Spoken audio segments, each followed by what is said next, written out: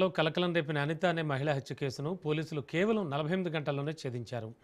మద్యం మత్తులో అత్యాచారానికి యత్నించి అది సాధ్యపడకపోవడంతో మహిళను దారుణంగా హత్య చేసిన నిందితుడిని వన్ టౌన్ పోలీసులు అరెస్ట్ చేశారు.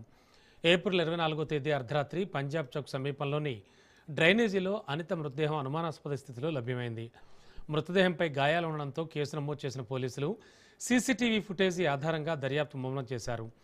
ఇందులో మహారాష్ట్రలో నాందేడ్ జిల్లాకు చెందిన నర్సింగా సంతోబాగ్ గంపల్వాడ్ అనే వ్యక్తి నిందితుడిగా తేలింది. మహిళపై అఘాయిత్యానికి ప్రయత్నించి ఆమె ప్రతిఘటించడంతోనే ప్రాణాలు తీసినట్లు విచారణలో తేలింది. టెక్నాలజీని వాడుకుంటూ కేసును వేగంగా ఛేదించిన డీఎస్పీ వన్ టౌన్ పోలీసు బృందాన్ని ఎస్పీ ప్రత్యేకంగా అభినందించారు.